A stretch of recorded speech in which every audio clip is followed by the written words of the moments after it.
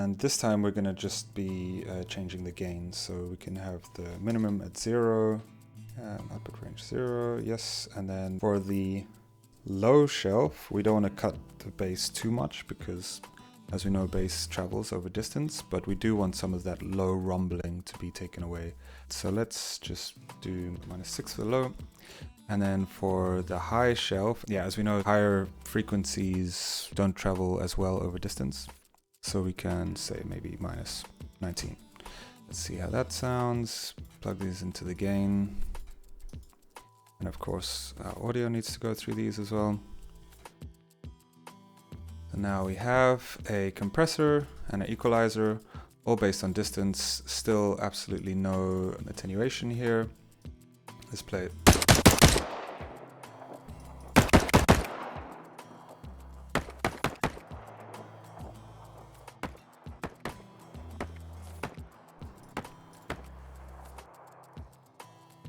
So for me, that's a really cool way of creating a sense of distance with basically the same sample. I mean, this is not changing over distance, and we're doing everything dynamically, and all of this can be adjusted per weapon type. Something else that I actually thought worked quite well is just having a volume multiplier on the tail over distance. So what we can do here is just times the gain from the tail.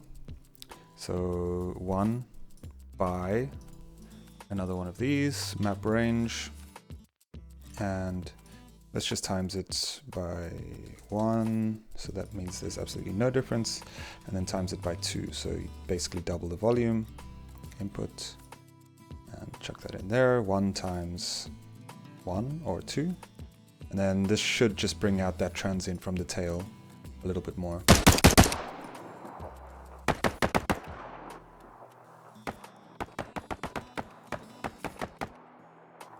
So without this, and with it, and maybe even put this up to 5.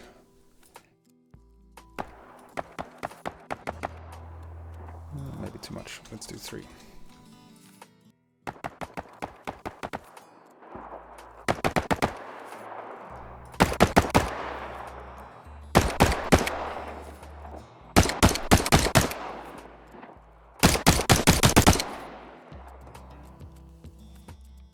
Awesome.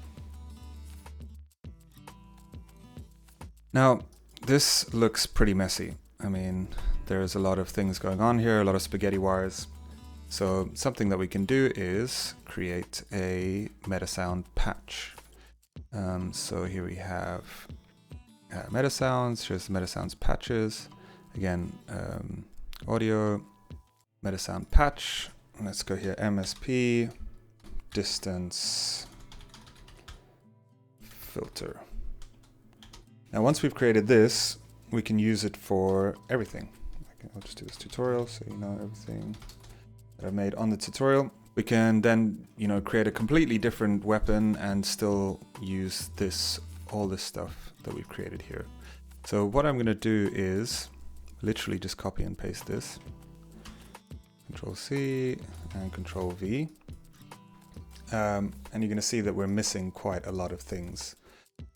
But what we can do is sort that all out. So here, you can also just make everything so much more neat. Neaten this up, tidy, tidy, tidy. And what do we want? These to be inputs. So audio in 01.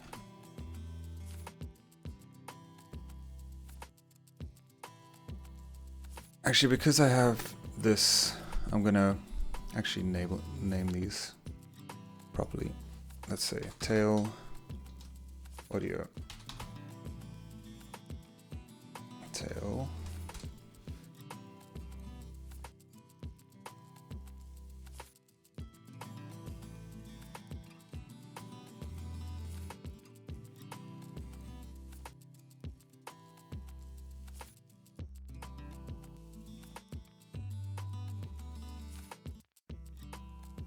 So I've just labeled these O1, O2, O3, audio, gunshot, and the naming is somewhat important because this is the way it shows up on your inputs.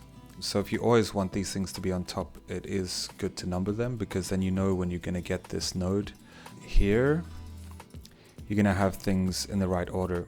So naming conventions do actually really matter here. Also, what we need to do is add interface. We need the distance again, so attenuation. Make sure that is also an input. And yeah, we can put that attenuation on here again, just for this to be a little bit more neat. I'm gonna do this as well. Actually, you know what you can do? You can promote this to a variable, distance, just so we have one knob controlling all of them. And then let's get the distance here and put it in. This is just gonna make things look a lot more neater.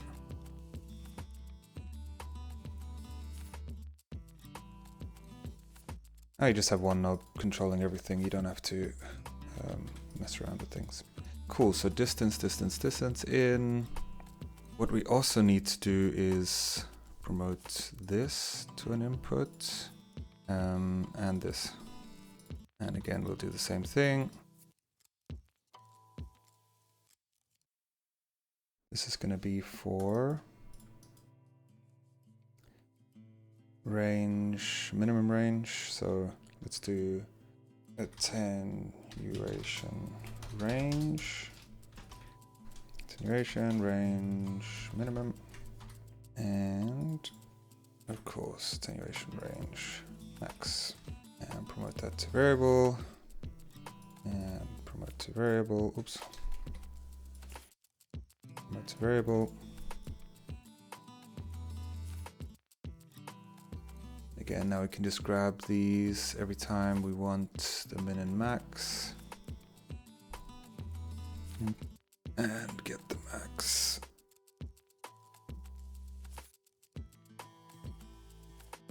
And you'll understand why I'm doing all this stuff in a minute. It might seem long-winded, but once it's set up, you don't ever have to touch it again. And if you do want to touch it again to fix something or make it better, you can, it will propagate through all your meta sounds, which is absolutely fantastic. There's been so many times I've tweaked things in the cycle, trying to get things right, and then you do it for one sound cue, and then you have to go through every single sound cue to make sure it's the same. And yeah, that takes a while. Right, so we need more inputs, more inputs, more inputs. So input O3 audio tail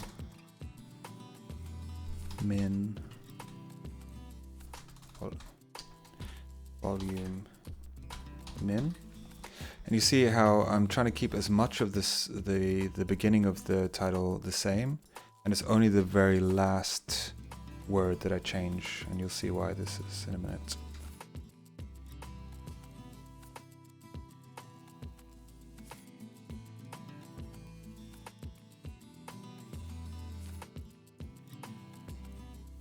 Alright, I'm just going to pause it here, and I'm going to make sure that basically all of these inputs that we are tweaking here, that basically they all have these inputs with a variable. I'll do it one last time. So this is promoted to an input, and that is the float minimum for the ratio, and we'll do again here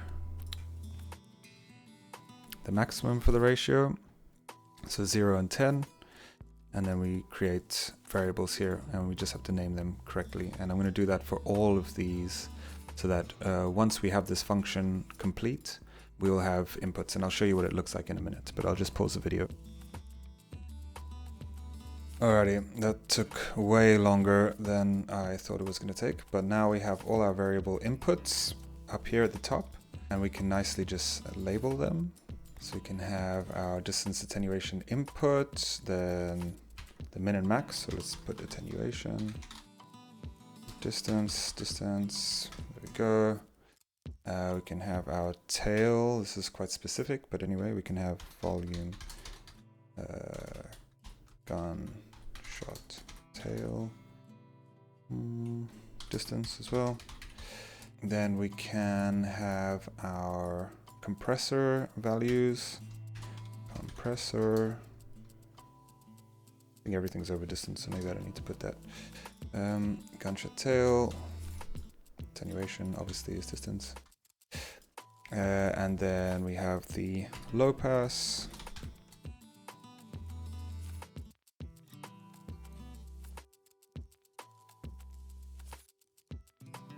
Low shelf, high shelf.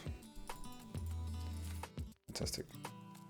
And now anybody can come in and see exactly what they need to change. Volume, gunshot tail, let's just say over, just to make it really obvious. Over distance. Now, you might think that this is overkill and is time consuming and takes ages, but this is now a plugin that we can use in multiple meta sounds. It doesn't just have to be for gunshots, it can be for explosions or I don't know, whatever else we need to have this kind of effect over distance. So I know in the cycle we have 30 weapons, so all 30 weapons could use something like this, as well as explosions. So yeah, this is basically a plugin now that we can use in the project. We can also use it cross-project. You don't have to use it in one specific project. You can import a meta sound patch from one project to the other. Yeah, so now I'll show you why this is so strong. So let's go back to the gunshot and let's say MSP distance filter tutorial. So now you have everything here as inputs instead of having all of this stuff, including this here. So we can basically get rid of all of this. Gone. Oh wait, no, we need this, right? So all of this is gone.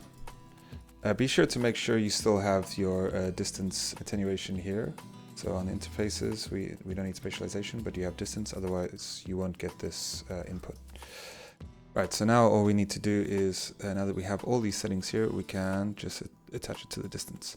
And that will be controlling our, wait, this is the random mode, our distance here, which is then controlling all the distances here. So we don't need to touch any of these numbers as they've all already been set up here. And what's really great is if we want to perhaps, you know, change the max distance, we can just put this to, let's say, 50,000, which is, you know, 500 meters, and change that there, save it, and then we go here and look what's happened.